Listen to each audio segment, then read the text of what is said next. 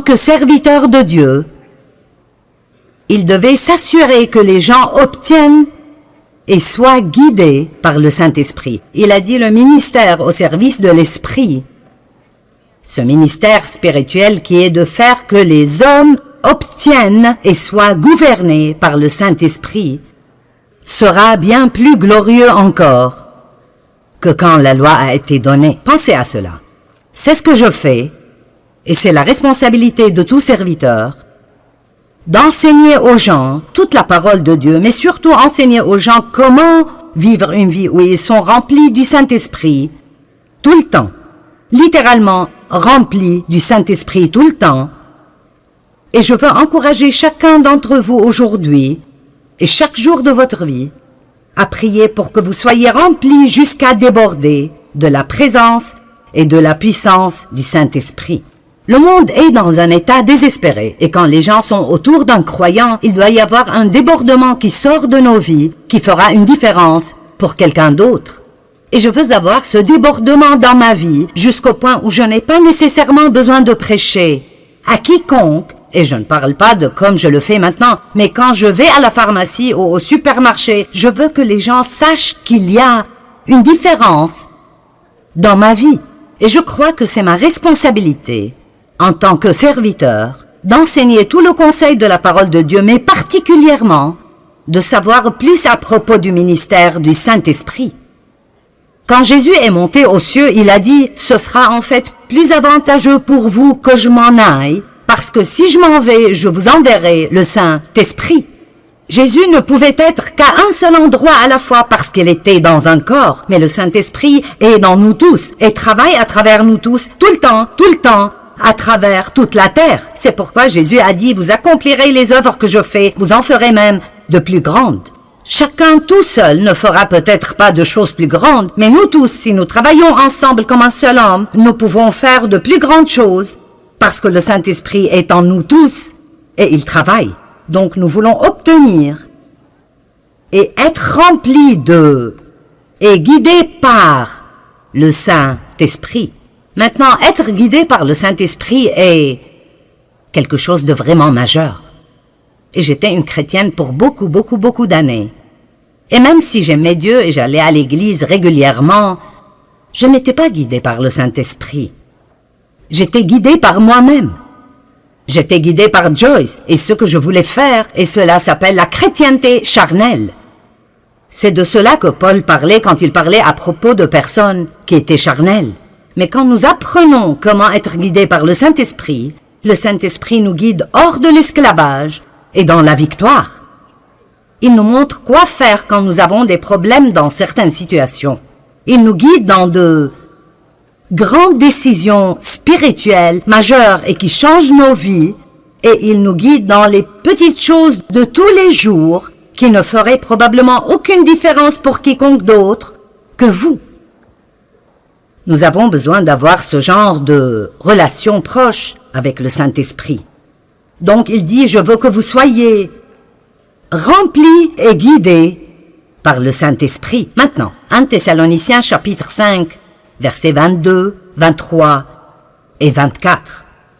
Retenez ce qui est bon et gardez-vous de ce qui est mauvais sous quelque forme et quelque type que ce soit. Que le Dieu de paix lui-même vous rende entièrement saints, qu'il vous sépare des choses profanes, vous rende purs et entièrement consacrés à Dieu, et qu'il vous garde parfaitement esprit, âme et corps. Maintenant comprenez cela. Votre esprit, votre âme et votre corps, votre esprit, votre âme et votre corps. Encore une fois, qu'il vous garde parfaitement esprit, âme et corps, afin que vous soyez irréprochables lors de la venue de notre Seigneur Jésus-Christ le Messie. Et le verset 24, celui qui vous appelle à lui est fidèle et digne de confiance, et c'est lui qui accomplira tout cela. Il accomplira son appel en vous bénissant et en vous gardant. Maintenant, je pense que si un jour nous ne serons pas en colère contre nous-mêmes, nous devons peut-être nous comprendre nous-mêmes un peu mieux que maintenant, parce que vous savez que vous pouvez vouloir deux choses différentes en même temps. L'une étant bonne et l'autre étant mauvaise. Et vous pensez, quel est mon problème maintenant? Je veux me lever et aller à l'église demain. Je ne veux pas me lever et aller à l'église demain. Je ne veux pas manger cette glace au chocolat. Je veux manger cette glace au chocolat. Je veux te pardonner. Je veux rester en colère contre toi tout le reste de ma vie. Eh bien, ce qui arrive est ceci. Ceux-ci sont nos petits amis aujourd'hui. Le corps, l'âme et l'esprit. Nous avons une petite lumière dans notre esprit. J'ai pensé que c'était plutôt génial. Alors, quand nous sommes nés de nouveau, cette partie de nous, la partie de l'esprit, qui est la partie la plus profonde de notre être, est rendue sainte. Nous sommes lavés à l'intérieur, parce que Dieu ne peut pas être quelque part qui n'est pas saint. Donc, pour qu'il vienne et pour qu'il vive en nous, il doit nettoyer l'endroit avant de pouvoir venir et y vivre.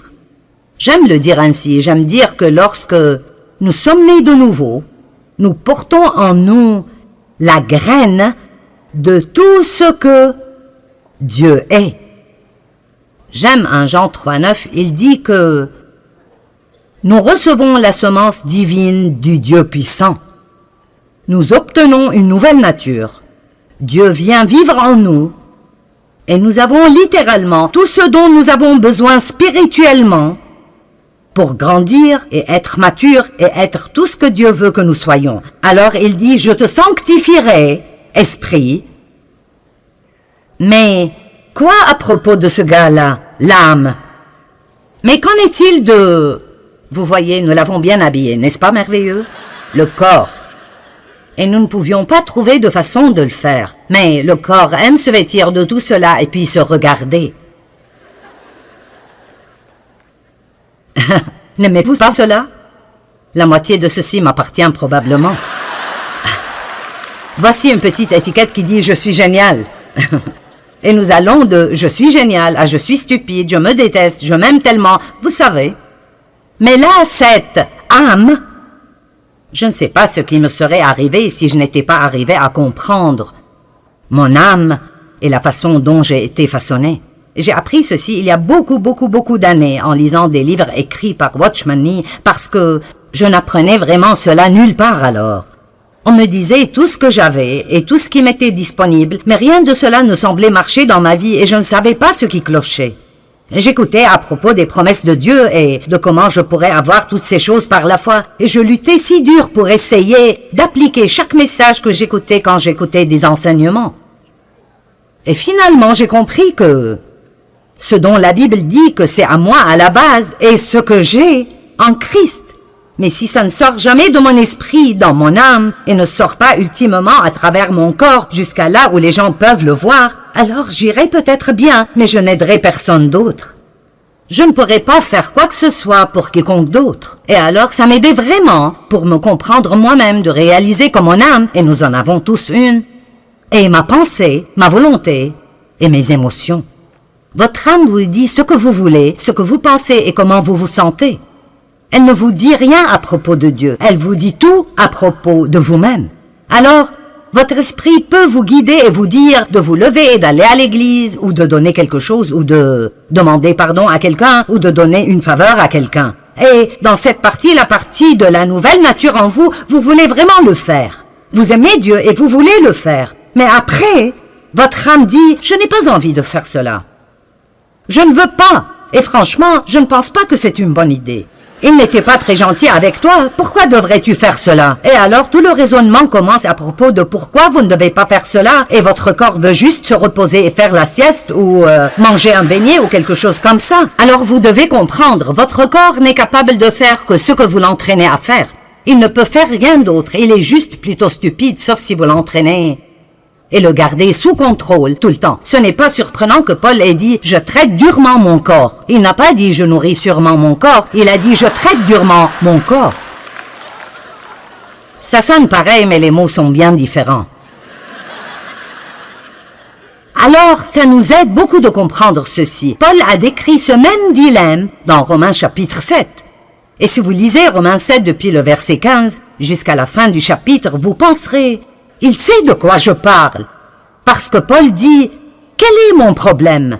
Ce que je veux faire, je ne le fais pas. Et ce que je ne veux pas faire, je le fais. Et puis c'est comme s'il avait une conversation avec lui-même. Donc si je ne veux pas le faire, mais je le fais, ce n'est donc plus moi qui agis ainsi, mais ça doit être une autre loi spirituelle à l'œuvre dans mon corps qui me fait agir ainsi. Et puis il continue encore, et elle dit finalement, qui me délivrera de ce corps de mort? Dieu soit loué, il le fera par Jésus-Christ. Donc, si nous revenons à 1 Thessaloniciens, il a dit, « Je vous sanctifierai, corps, âme et esprit. Je le ferai. J'accomplirai mon appel en vous sanctifiant. » Nous voyons que Jésus est le chef et le consommateur de la foi. La Bible nous enseigne dans Philippiens 1,6 que celui qui a commencé en vous cette bonne œuvre la rendra parfaite pour le jour de Jésus-Christ. Eh bien, si Dieu fera tout cela, et si j'ai été sauvé depuis 25 ans et je me suis toujours un désastre, si j'ai été sauvé depuis 25 ans et je suis toujours un désastre, j'essaierai de ce côté. Si j'ai été sauvé depuis 25 ans,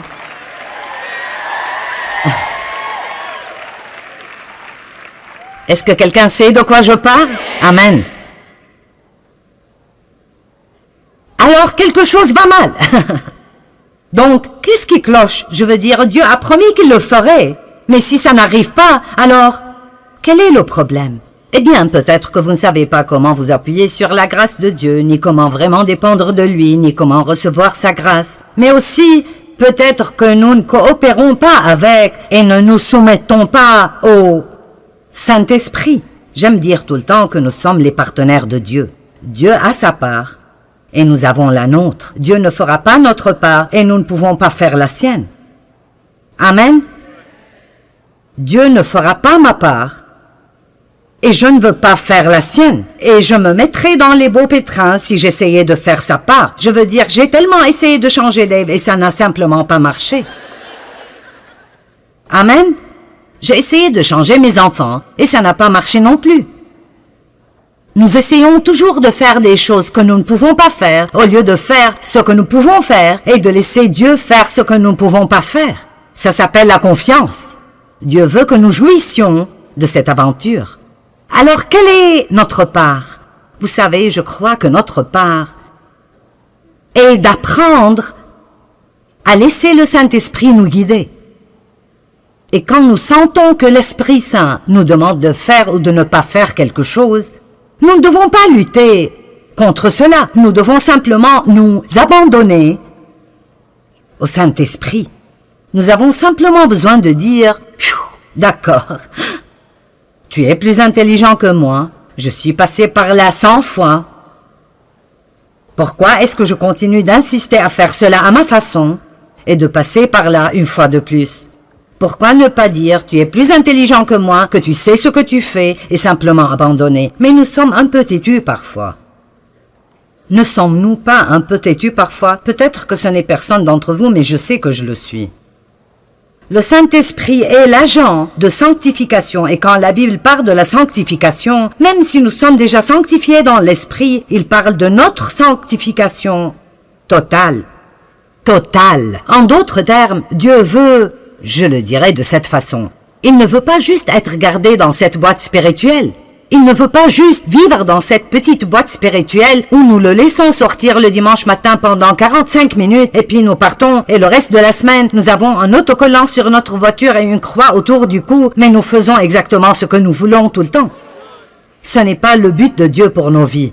Son but est que nous nourrissions notre esprit de la parole de Dieu qui commence alors à renouveler nos pensées et puis cette parole commence à agir dans nos vies. Elle change nos pensées, elle change notre volonté et elle commence à contrôler nos émotions.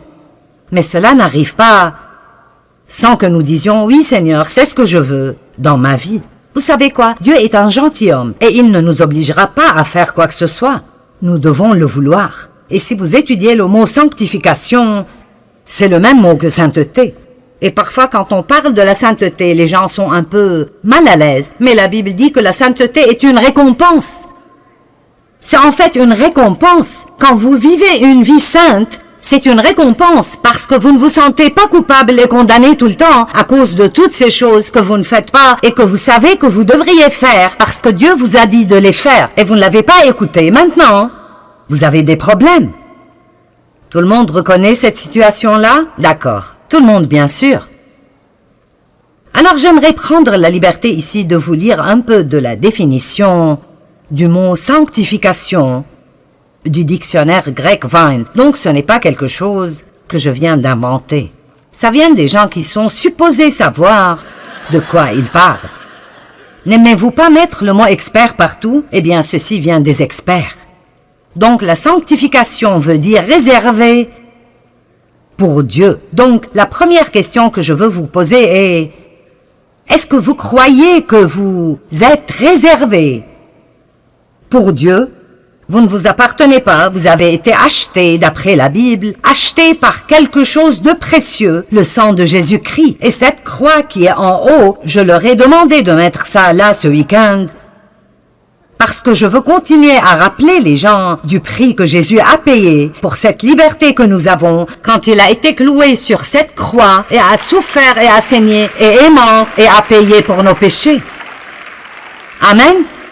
Et alors, je dois avoir un type de réponse à cela, différent de juste passer ma vie à faire ce que je veux faire. J'aime toujours dire que si Dieu n'avait besoin de nous pour rien, dès que nous sommes sauvés, il pourrait nous ravir d'ici et nous irions dans la gloire. Mais il a besoin de nous.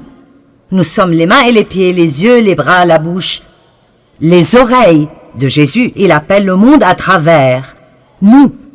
Donc, mis à part pour Dieu. Et puis il dit le type de vie, ou comme j'aime l'appeler, le mode de vie, qui est approprié à ceux qui sont mis à part. Donc en d'autres termes, si nous sommes mis à part pour Dieu, alors il y a un mode de vie qui doit aller avec cela.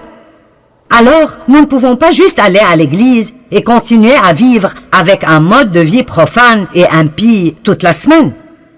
Il y a un certain mode de vie que nous vivons. Si nous appartenons à Dieu, nous commençons à penser et à parler différemment. Nous commençons à agir différemment. Nous pardonnons aux gens qui nous ont blessés. Nous ne restons pas en colère contre eux. Nous ne gardons pas tout pour nous-mêmes. Nous apprenons en fait à nous réjouir dans le don. Nous sommes bons envers les gens. Nous voulons faire des choses pour les gens. Ça devient une marque déposée dans nos vies de voir combien de gens nous pouvons en fait rendre heureux.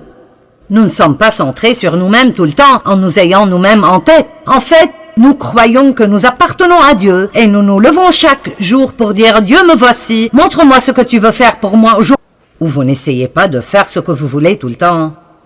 La vie devient si merveilleuse. Elle est absolument merveilleuse. Combien de vous savent ce que les feux d'arrêt sont? Vous arrivez à un feu d'arrêt et si le feu est vert, vous pouvez y aller. Et si le feu est orange, c'est supposé signifier « faites attention ». Ce ne serait pas très sage d'y aller. Mais la plupart d'entre nous pensent juste que ça veut dire « dépêche-toi et passe avant que le feu devienne rouge ». Et donc si c'est un feu rouge, ça veut dire « stop ». Vous savez, je crois que dans notre relation avec le Saint-Esprit, nous avons aussi des feux verts, des feux oranges et des feux rouges. Et nous devons savoir quand c'est orange. Tu devrais faire attention à ce propos. Et quand nous obtenons ce vas-y, et nous entendons Dieu dire « Arrête-toi, ne fais pas ça. Si tu le fais, tu auras des problèmes. » Je veux que les choses marchent bien dans ma vie, pas vous? Donc, nous sommes sanctifiés. Nous sommes supposés vivre une vie qui convient à notre appel.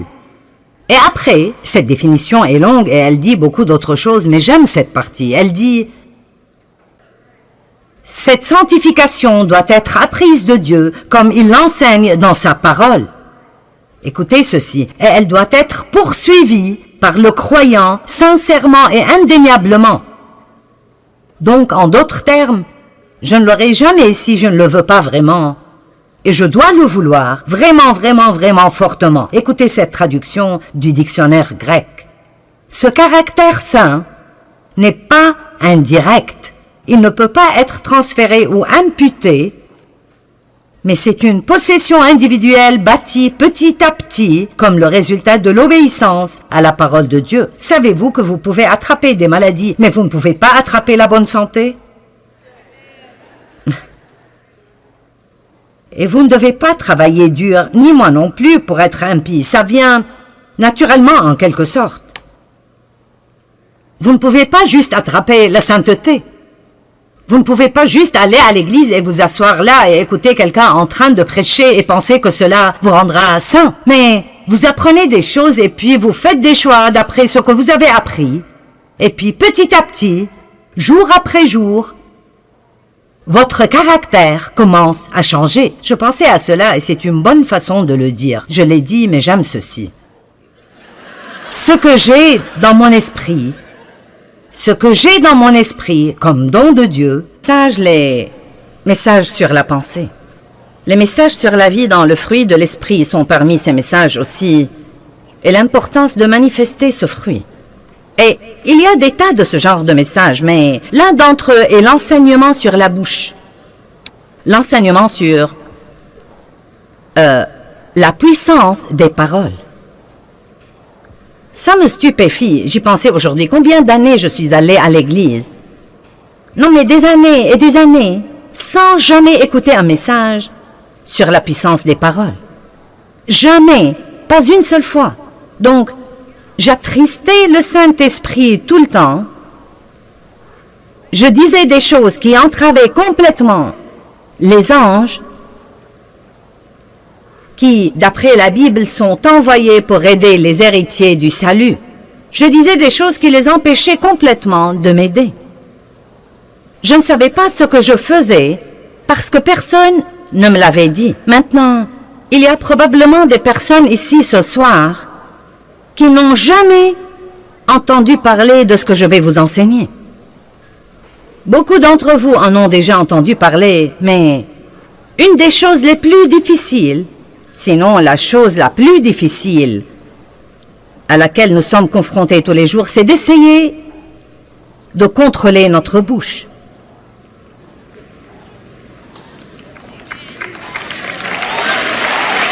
En fait, la Bible dit que nul ne peut dompter la langue à part le Saint-Esprit. C'est lui qui le fait. Cela ne veut pas dire que le Saint-Esprit va la dompter à notre place, mais que nous devons prier régulièrement et demander l'aide de Dieu là-dessus. Et si vous lisez les psaumes, vous verrez que le roi David faisait ça tout le temps. Il faisait des confessions concernant sa bouche et ses paroles et demandait toujours à Dieu de l'aider. Que les paroles de ma bouche et les réflexions de mon cœur te soient agréables. Mais une garde à ma bouche, ô Dieu, de peur que je ne pêche contre toi par ma langue. Il y a toutes sortes de versets comme quoi vous devez prier et demander tous les jours à Dieu de vous aider à prononcer les paroles de la vie partout où que vous alliez et non pas celles de la mort. Amen. L'autre chose qui arrive quand nous comptons sur le Saint-Esprit pour dompter notre langue, sachant qu'il ne va pas le faire à notre place, je crois que le Saint-Esprit nous le rappellera. L'évangile de Jean nous dit que le Saint-Esprit nous rappellera des choses. Donc, si vous êtes comme moi, et je suis sûr que nous nous ressemblons tous à bien des égards, vous dites des choses et vous les regrettez, vous savez. Mais si vous vous fiez à Dieu pour vous aider, quand vous dites des choses que vous ne devriez pas dire, vous commencez à avoir une conviction là-dedans que vous devez vraiment, faute d'une autre façon de le dire, vous taire. Amen. Et je vais enseigner là-dessus tout le week-end. Vous dites, tu vas enseigner tout le week-end sur la bouche. Croyez-moi, il y a beaucoup de choses à dire là-dessus. Nous ne manquerons pas d'informations et je ne crois pas que vous allez vous ennuyer. Mais si aucun de vous n'a besoin de ce message, je me le prêcherai à moi-même parce que j'en ai besoin. Le don que Dieu m'a donné est dans ma bouche, mais elle a aussi été mon plus grand problème dans la vie. Et ce n'est pas du tout rare. Donc, nous allons intituler ce message « Les paroles contiennent de la puissance », de même que ce genre ici contient de l'eau ce soir. Les paroles que nous parlons contiennent de la puissance en elles. Et je veux que vous compreniez ça. Chaque parole qui sort de votre bouche a de la puissance en elle. Une puissance créative ou destructive. Une puissance positive ou négative. La plupart de nous connaissent Proverbe 18, 21 qui dit « La mort et la vie dépendent de la langue ». Maintenant, c'est un verset sensationnel. La mort et la vie dépendent de la langue. Je crois que je dois faire attention à mes téléspectateurs en ce moment et m'assurer que vous m'aviez bien entendu. La mort et la vie dépendent de la langue. Amen.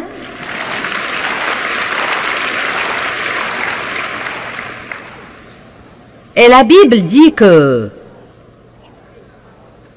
Elle nous dit en fait que nous mangerons du fruit de nos paroles,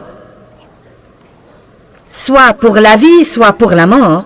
Donc vous mangez littéralement vos paroles.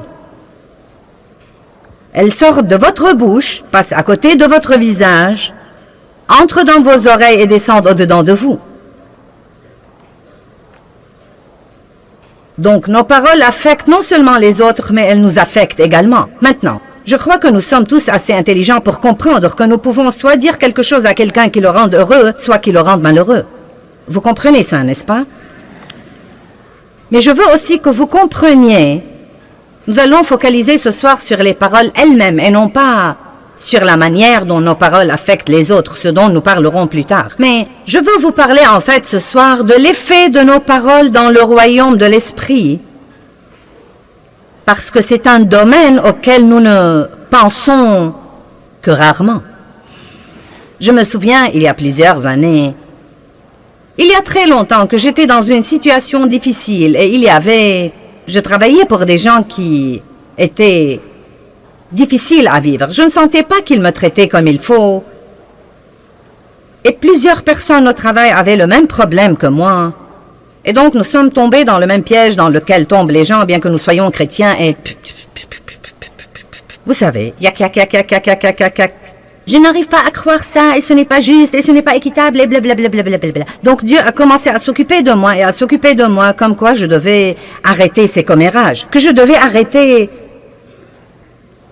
la médisance et le rapportage, et que quand je sens qu'on me traite injustement, je ne dois pas courir le raconter à 3 autres personnes et les provoquer pour qu'elles me racontent les injustices qui leur arrivent, et pour que nous puissions en parler ensemble. Donc, vous savez, Dieu s'est occupé de moi plusieurs fois et je me suis un peu disciplinée et j'ai arrêté de médire au travail de mon patron. Mais j'en parlais toujours à Dave à la maison car après tout, c'est derrière les portes fermées et c'est privé et c'est mon mari. Nous utilisons cette excuse, vous devez décharger sur quelqu'un. Le problème est de ne pas dire quelque chose de négatif. J'ai eu un accès de colère mineure cette semaine. Non pas majeur, mais mineur. Une colère qui a duré 5 à 7 minutes. Et puis-je vous dire quelque chose? Quand nous disons des choses que nous ne devons pas dire, nous devons les considérer comme n'importe quel péché et nous en repentir. Et c'est quelque chose que tant de gens ne font pas, parce que ce n'est pas un oup. Ce n'est pas un contretemps dans la vie. Je vais vous montrer ce week-end que si nous ne repentons pas et nous ne couvrons pas ce péché du sang de Jésus, nous ouvrons une porte au diable dans bien des cas. Les paroles ont de la puissance dans le royaume de l'esprit. De l'esprit. Vous savez, les paroles sont intéressantes. Vous savez, Jésus a dit, mes paroles, elles sont esprit et elles sont vie. Donc les paroles opèrent dans le royaume de l'esprit car vous ne pouvez pas les voir. Et pourtant, elles ont un effet. Quelqu'un vous dit quelque chose et cela vous affecte de l'intérieur. Cela peut soit vous élever, soit vous démolir. Il y a des milliers de gens dans ce bâtiment et vous êtes tous comme ça. Pourquoi êtes-vous venus ici? Pour m'écouter parler? Pourquoi? Parce que je dis à haute voix les paroles de Dieu, et vous avez vous-même expérimenté que la parole de Dieu peut sûrement changer votre pensée, que nous ayons, et que vous le sachiez ou non, vous avez déjà écouté beaucoup de la parole ce soir. Nous avons chanté la parole, nous avons exhorté avec la parole. Même quand je vous ai parlé de notre matériel spirituel, j'ai dit que ce matériel contenait la parole pour que vous puissiez le prendre chez vous sur une bande et continuer à être élevé et changé. La Bible nous dit que Dieu a un bon plan pour votre vie, mais que votre pensée doit être complètement renouvelée par la parole de Dieu pour voir ce plan se réaliser. Je rends grâce à Dieu pour sa parole. 2 Corinthiens 3, 18 dit, « Si vous demeurez dans ma parole, vous serez transformés et changés en l'image de Dieu, de gloire en gloire en gloire. » Jésus dit, « Si vous demeurez dans ma parole, vous connaîtrez la vérité, et la vérité vous affranchira et vous libérera. » Il y a tant de merveilleuses promesses concernant la parole. Parlons des paroles que nous parlons et des anges. Combien d'entre vous croient que Dieu vous a assigné des anges dans votre vie pour vous aider et vous protéger?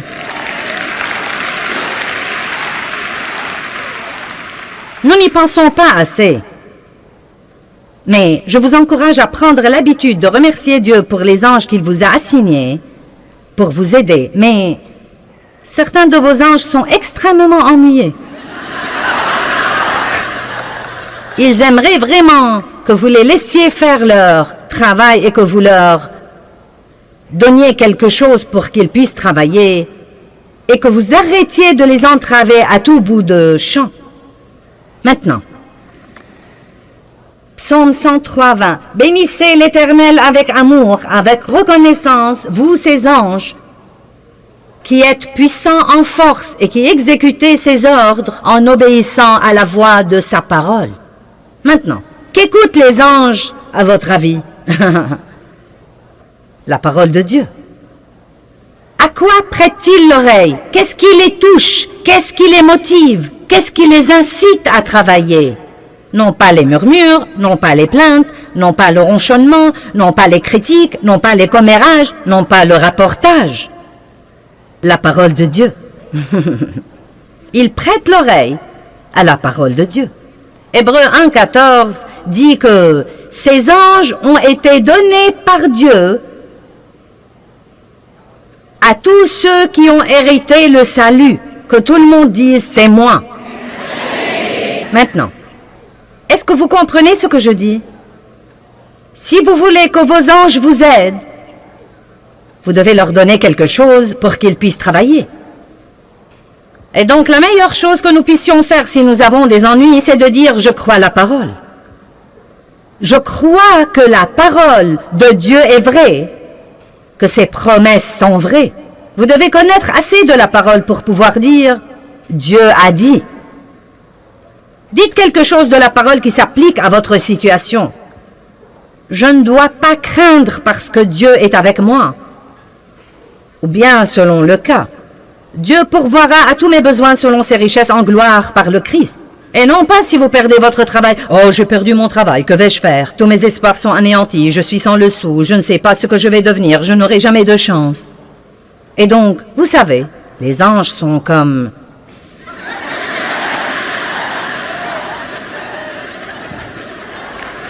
Allez, donne-nous quelque chose pour pouvoir travailler. Est-ce que vous comprenez? Veux-tu me donner un petit quelque chose pour que je puisse travailler? Dis quelque chose pour que je puisse travailler. Vous pourriez donc essayer de dire quelque chose comme « Bien, j'ai perdu mon travail. Cela ne me transporte pas de joie, mais je crois que Dieu a un meilleur travail pour moi. Et je crois que quand je sortirai chercher du travail, j'aurai la grâce du Seigneur partout où que j'aille. Je me fie complètement à Dieu, j'ai des anges. Seigneur, libère-les et laisse-les ouvrir des portes pour moi en ce moment. Ces anges seront heureux parce qu'ils pourront vous aider et travailler pour vous. Amen. Maintenant, je vais vous le dire en avance. Quand vous êtes vexé, sans guerrier qui mesure 3,5 mètres à 4,5 mètres. En fait, je vais vous raconter une histoire. Vous pourriez la croire si vous avez assez de foi. Je n'ai pas vu ça, mais je crois l'homme qui qu'il a raconté car je ne pense pas qu'il savait assez pour l'inventer. Un homme est venu à une de mes réunions à Phoenix avec sa femme. Il n'était pas croyant. Il est venu, c'était son cadeau d'anniversaire à sa femme. Il l'a amené, il est venu avec elle. Et pendant la louange et l'adoration, elle a dit qu'il a commencé à sangloter. Et elle lui a dit, « Qu'est-ce qui te prend? » Il lui a dit, « Tu n'as pas vu ça? Tu n'as pas vu ça? »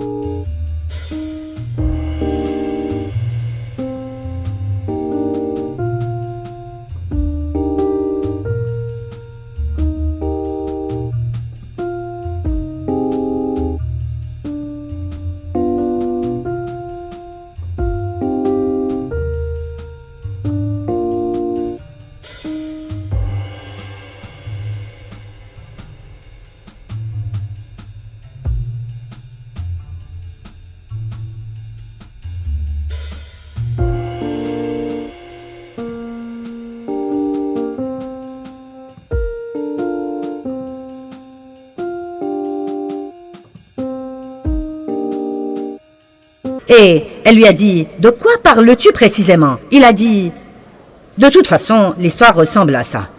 Je portais du blanc ce soir-là et quand je suis sortie... » Écoutez, maintenant. Quand je suis sortie, a-t-il dit, tous ces hommes très grands sont en fait sortis avec moi et ils étaient tous vêtus en blanc également. Il a dit, je n'y ai pas trop pensé, j'ai cru que c'était la chorale. Et donc il a dit, quand Joyce est montée en chair pour prêcher, pour dire quelque chose, chaque fois qu'elle venait dire quelque chose, tous ces types la suivaient et venaient et formaient un demi-cercle autour d'elle. Mais il a dit qu'il retirait ses épées et qu'ils étaient au garde à vous.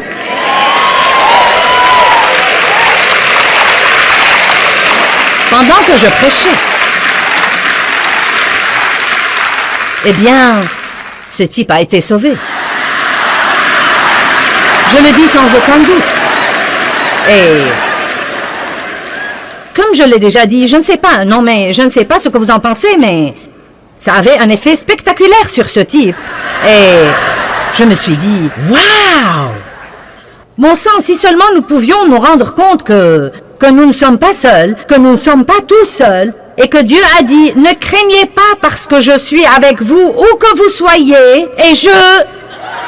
Bon Dieu!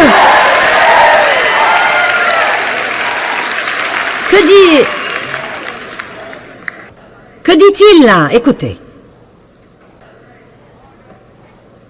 Écoutez avec soin, car il ordonnera à tous ses anges de t'accompagner et de te défendre et de te garder dans toutes tes voies d'obéissance et de service. Et ils te porteront sur les mains de peur que ton pied ne heurte contre une pierre. Tu marcheras sur le lion et sur l'aspi et tu fouleras le lionceau et le dragon. Wow! Mais n'oublions pas le psaume 103:20. Il prête l'oreille à la parole. Nos paroles ont donc un effet dans le royaume de l'esprit. Philippiens 2 dit, travaillez à votre salut avec crainte et tremblement. C'est dans Philippiens 2, 12 et 13. Travaillez à votre salut avec crainte et tremblement. Travaillez à, et non pas travailler pour. Travaillez à votre salut avec crainte et tremblement. Puis il dit, non pas par votre force. Faites attention à la prière simple et fervente. Mais écoutez, la prière fervente n'est pas nécessairement retentissante ou longue. C'est la prière passionnée, la prière que vous priez de tout votre cœur. C'est la prière où le cœur y est. En fait, j'ai traversé une période de temps avec Dieu où il m'a défié de lui demander ce que je voulais et ce dont j'avais besoin en aussi peu de paroles que possible.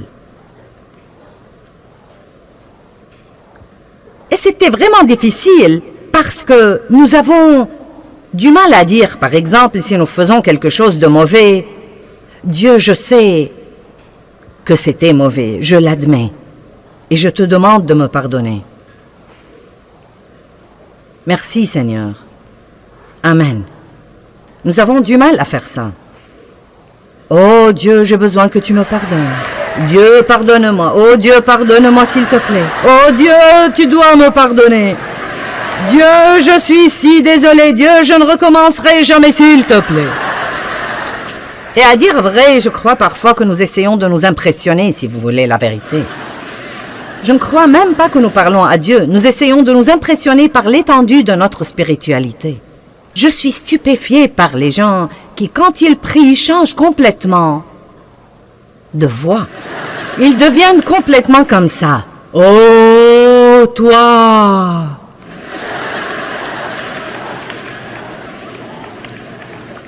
Donc, je ne sais pas ce que vous en pensez, mais la prière est une conversation avec Dieu. C'est demander à Dieu de répondre à vos besoins ou aux besoins de quelqu'un d'autre. C'est le louer, c'est le remercier, c'est l'adorer. C'est lui confier des choses et lui consacrer des choses.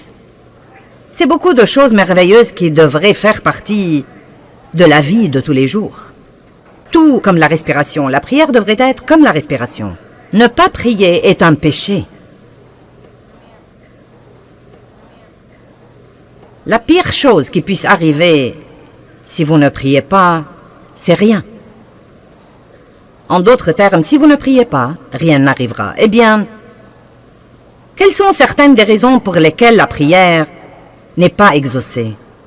Tout d'abord, je ne sais pas si nous pouvons dire qu'une prière n'est pas exaucée. En fait, Dieu ne dit pas toujours oui. Vous savez, Dieu dit parfois, pas maintenant. J'ai en fait entendu des gens dire que Dieu ne dit pas non, mais je ne crois pas ça. Si je demande quelque chose qui n'est pas la volonté de Dieu, il me dira non. Sinon, je croirais qu'il ne m'aime pas. Parfois, il dit attends. Parfois, il dit oui. Et parfois, il dit non. Mais une des choses que nous devons comprendre, c'est que quoi qu'il dise, ce qu'il dit est toujours juste. Et si Dieu dit attends, c'est que c'est mieux pour moi d'attendre. Quel que soit ce que ça me fait mal, quel que soit ce que j'en pense, il y a une certaine raison pour laquelle ce n'est pas bon ou ce n'est pas mieux pour moi d'avoir cette chose maintenant.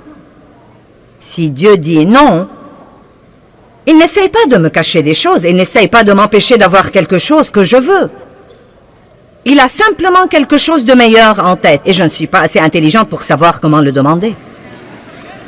Donc je suis reconnaissante que Dieu me donne ce qu'il sait que je devrais avoir. Et laissez-moi vous dire quelque chose, bien-aimé. Quand vous arrivez au point où vous pouvez faire confiance à Dieu dans ces choses-là, ce que la vie peut devenir douce. Car vous n'êtes plus obligé de lutter avec les choses tout le temps. Vous savez ce qui nous contrarie? Essayez de faire que quelque chose se produise, que seul Dieu peut en fait produire. Allez, comprenez ça ce soir. Essayez de faire que quelque chose se produise que seul Dieu peut produire. Puis-je vous dire quelque chose? Vous ne pouvez pas changer les membres de votre famille. Bulletin, flash, flash du ciel. Vous ne pouvez pas changer les membres de votre famille. Vous pouvez leur donner l'exemple. Et à dire vrai, si nous faisons un petit effort pour donner l'exemple un peu plus, et si nous fermons notre bouche un peu plus, et si nous arrêtons de dire à tout le monde ce qu'ils devraient faire, eh bien, c'est encore tôt et je prêche bien déjà.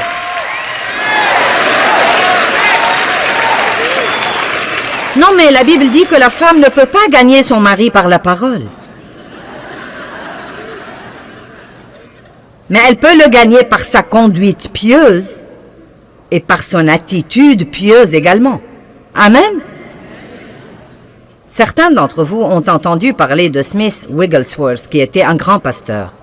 Il était plombier et il a fini par devenir pasteur. Mais bien avant de devenir pasteur, il avait une femme pieuse et il était méchant avec elle au plus haut degré. Il ne voulait pas qu'elle aille à l'église, mais elle y allait quand même. Elle disait qu'elle n'allait pas abandonner sa relation avec Dieu et sa communion avec les autres croyants. Et il l'enfermait dehors. Et quand elle revenait à la maison, la porte était fermée et elle se couchait dehors et s'endormait. Et le matin, il avait mauvaise conscience. Il lui ouvrait donc la porte et la laissait entrer. Elle lui disait « Bonjour, Smithy » et elle lui préparait son petit déjeuner. Je sais ce que j'aurais fait, ça n'aurait pas été « Bonjour, Smithy ».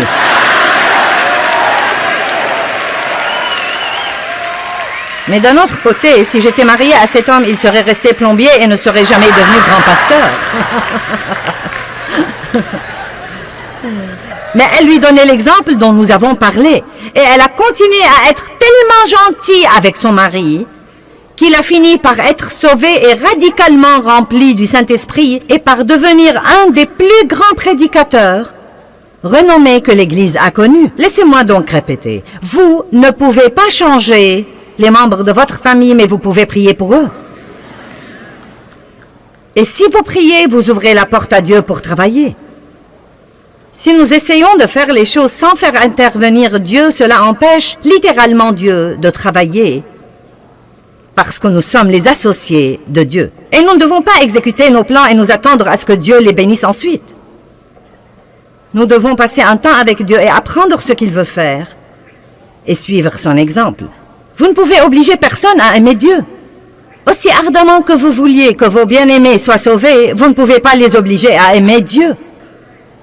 Oh, si seulement je pouvais. Si seulement je pouvais ouvrir les cœurs des gens et les remplir de l'amour de Dieu et les refermer et les libérer.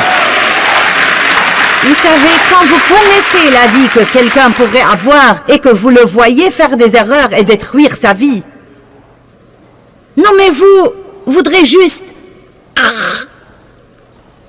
Mais vous ne pouvez obliger personne à aimer Dieu. Et quand j'ai finalement compris ça, ça m'a délivré d'une grande pression. On n'oblige personne à aimer Dieu. Chacun de nous doit faire son choix personnel. Et là encore, je crois vraiment...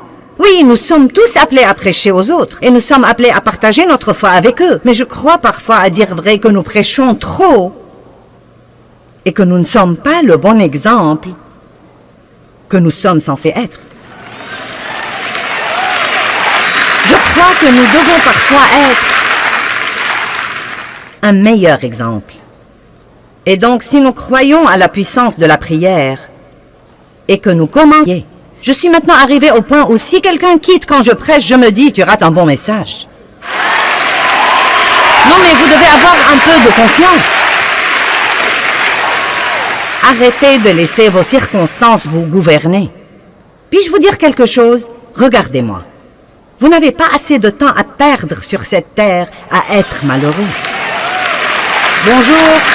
J'ai dit que nous n'avions pas assez de temps à perdre sur cette terre à être malheureux. Et vous savez, quand vous avez 13 ou 14 ou 20 ou 25 ans, vous croyez que vous avez du temps à perdre. Mais quand vous commencez à avoir 50 et 60 et 61 et 62 et 63 et Dave a 66 ans...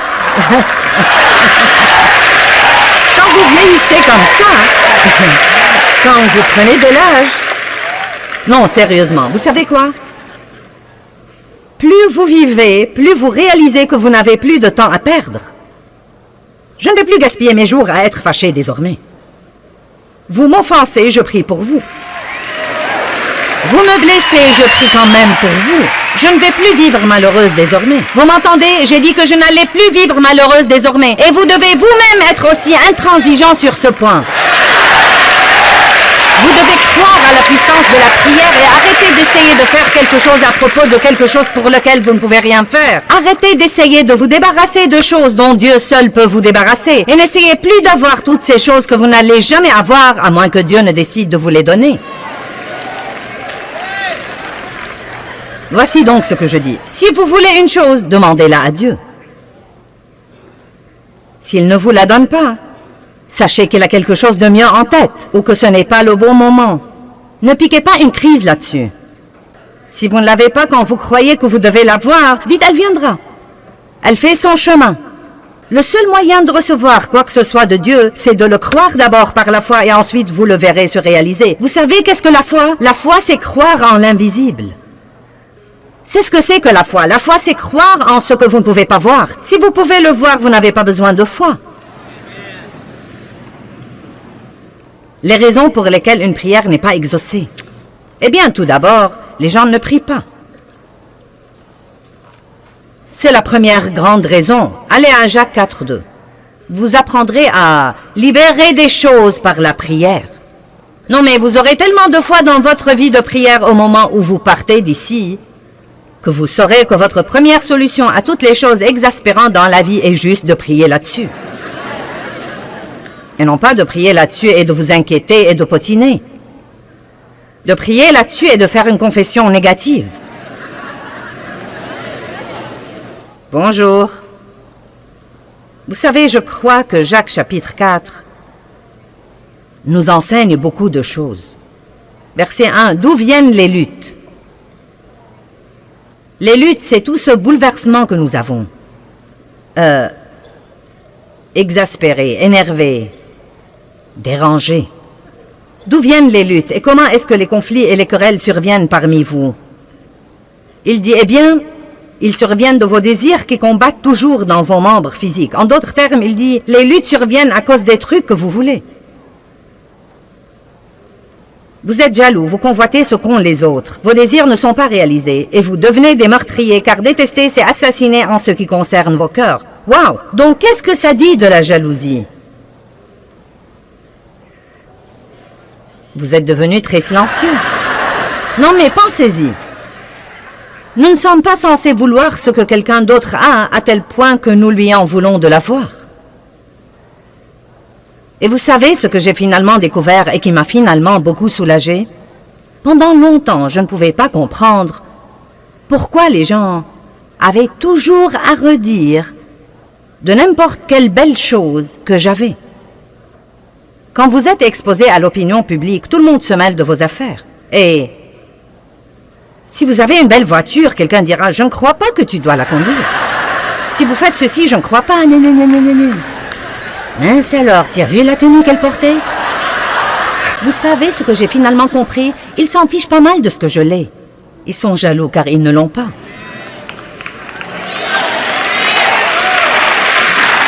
Et il en va de même pour vous, vous savez. Vous achetez une jolie maison et certains de vos amis seront jaloux et me diront de vous.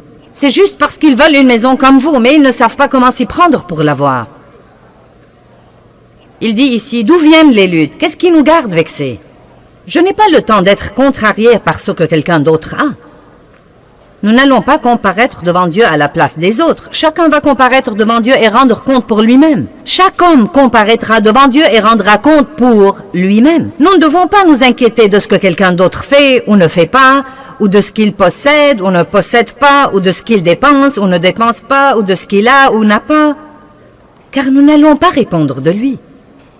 Nous nous épargnerons d'ennui si nous nous occupons de nos affaires. Vous brûlez de jalousie et de colère et vous n'avez pas le contentement et le bonheur que vous voulez. Vous avez des querelles et des luttes. Et franchement, il y a environ 20 ans, la phrase suivante a changé ma vie. Vous ne possédez pas parce que vous ne demandez pas. Quel beau verset. Vous ne possédez pas parce que vous ne demandez pas. Et je me suis rendu compte, ce jour-là, il y a une bonne vingtaine d'années, quand je lisais ce verset et que j'étais une jeune chrétienne et une jeune ministre, frustrée, et j'essayais de faire que toutes ces choses se produisent, et elles ne se produisaient pas, et j'essayais de faire grandir mon ministère, et de faire ceci à mon mari, et cela à mes enfants, et quelque chose d'autre aux autres. Je me fâchais contre les gens parce qu'ils n'ont pas aimé ceci ou cela. Et c'était un soulagement pour moi d'entendre Dieu dire « Tu n'as pas, parce que tu ne demandes pas, tu essayes de faire que quelque chose se produise au lieu de me le demander et de te fier à moi pour avoir les meilleures choses qui soient. » Être recherché de ceux qui ne demandent pas. Vous voyez le tableau où Dieu attend que quelqu'un lui demande? J'étais prêt à être recherché de ceux qui ne demandent pas. J'étais prêt à être trouvé par ceux qui ne me cherchent pas. J'ai dit, me voici, dit le je suis à une nation Israël qui ne s'appelait pas de mon nom. J'ai tendu mes mains tous les jours vers un peuple rebelle qui marche dans une voie mauvaise au gré de ses pensées. C'est triste. Vous voyez le tableau où Dieu dit, comme Jésus a dit dans Matthieu 11, « Venez à moi, vous tous qui êtes fatigués et chargés. » Si vous êtes inquiets, venez à moi. Si vous êtes stressés, venez à moi. Si vous êtes chargés, venez à moi. Si vous êtes blessés, venez à moi. Allez au trône et non pas au téléphone. Les gens à l'autre bout du fil ne savent pas ce qu'ils font eux-mêmes. Ils ne sont pas qualifiés pour résoudre vos problèmes.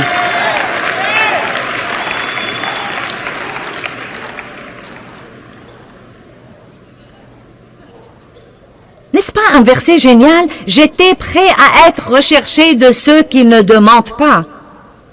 J'ai dit, me voici, me voici. Mais personne ne m'a cherché. Dieu est un bon Dieu.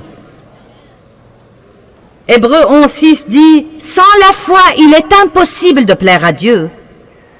Et celui qui s'approche de lui doit croire deux choses, que Dieu est et qu'il est le rémunérateur de ceux qui le cherchent diligemment. Dieu est un bon Dieu. Il attend pour vous faire des choses. Mais vous devez les lui demander.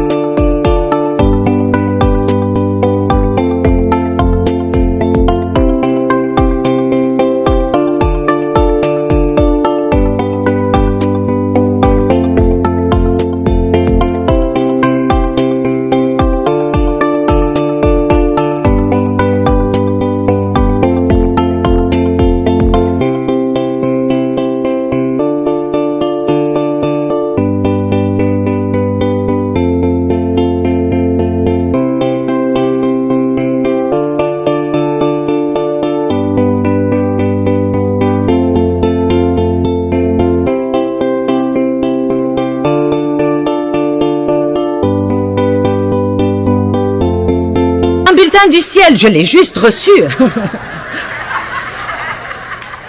Vous ne pouvez pas suivre le Saint-Esprit et ne pas être heureux. Si vous décidez de suivre le leadership du Saint-Esprit, vous êtes censé être heureux parce qu'il ne va pas vous mener à la misère. Il va vous mener à la justice, à la paix et à la joie dans le Saint-Esprit parce que le royaume de Dieu, c'est ça. Ça alors, le psaume 2:8 dit « Demande-moi et je te donnerai les nations pour héritage. » Demande-moi et je te donnerai les nations. Ce n'est pas pour moi, je ne suis qu'une ménagère. Ce n'est pas pour moi, je ne suis qu'un mécanicien de camion. Ce n'est pas pour moi, je ne suis qu'un éboueur. Eh bien, vous savez quoi? Ce sont tous des travaux très importants. Mais mince alors, vous pouvez prier pour les nations et vous pouvez prier Dieu de vous donner vos voisins et de vous donner les nations. Si vous n'allez pas prier des prières hardies, vous n'allez jamais rien avoir de Dieu. Vous pouvez avoir un peu, car si vous priez pour un peu, vous pourriez avoir un peu. Mais je préférerais prier pour beaucoup et en avoir la moitié plutôt que d'avoir le peu. Pourquoi donc ne pas prier hardiment? C'est la deuxième raison que j'ai ici pour laquelle les gens croient que leurs prières ne sont pas exaucées ou ne sentent pas que la prière produit grand-chose dans leur vie. C'est que les gens ne prient pas hardiment. Eh bien, Dieu, si tu me fais juste ceci. Dieu, si tu me fais juste cela. Je ne veux pas exaspérer personne, j'essaie juste de donner un coup de pied à une vache sacrée, là. Si vous vous écoutez prier ou si vous écoutez tous les autres prier, les gens utilisent constamment le mot « juste ». Dieu, si tu peux juste nous aider. Dieu, si tu peux juste nous oindre. Dieu, si tu peux juste répondre à ce besoin. Dieu, si tu peux juste être là avec nous. Et cela m'a dérangé un jour et j'ai cherché le mot juste et il veut dire à peine assez pour se débrouiller. C'est ce qu'il veut dire, à peine assez pour se débrouiller. Mais écoutez-moi, non mais même en le sachant, j'ai vraiment du mal à l'enlever de mes prières. Et je crois que c'est cette attitude innée en nous comme quoi, eh bien, ne vous avisez pas de trop demander à Dieu. Eh bien, Dieu, veux-tu me pardonner juste cette fois? Pourquoi ne pas dire, Dieu, pardonne-moi cette fois, et demain j'aurai besoin que tu me pardonnes encore une fois? Car c'est bien la vérité, et Dieu la connaît déjà. Pourquoi ne commençons-nous pas à être des gens réels avec un Dieu réel qui sait tout sur nous? Devinez quoi? Vous ne surprenez pas Dieu, il savait ce qu'il aurait quand il vous a appelé. Je dis toujours, après que Dieu m'ait appelé au ministère, il n'a pas regardé Jésus une semaine plus tard pour lui dire « Oh non, maintenant qu'allons-nous faire ?» Je me rappelle la femme à qui j'ai parlé dans le magasin. Elle était employée là. Et je lui posais des questions sur sa rémunération. Touches-tu une commission ou un salaire? Comment est-ce que ça marche? Et elle m'a dit, eh bien, en fait, je touche un salaire. Mais elle a dit, je dois faire mon quota pour garder mon travail. Je lui ai dit, ça va pour toi? Elle a dit, non, en réalité, je suis très effrayée en ce moment, je n'ai pas fait mon quota. Et on m'a déjà réprimandé 2 ou 3 fois. Eh bien, la femme était chrétienne, nous parlions du Seigneur. Elle m'a reconnue de la télé et donc nous parlions